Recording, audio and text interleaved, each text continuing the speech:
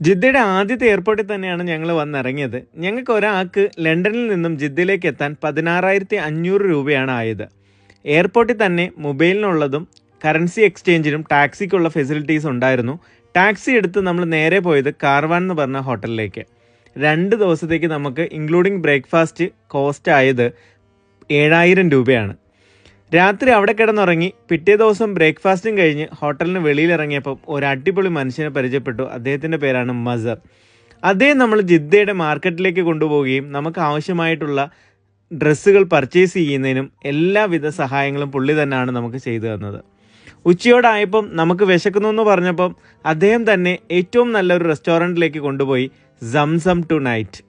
അവിടുന്ന് കഴിച്ച ബിരിയാണിയുടെ രുചി ഞങ്ങളുടെ നാവിൽ നിന്നും ഇതുവരെ പോയിട്ടില്ല. ഞങ്ങൾക്ക് 2 പേർക്കും കൂടി 1/2 കിലോ ബിരിയാണിക്കായ കോസ്റ്റ് 26 സൗദി റിയാലാണ്.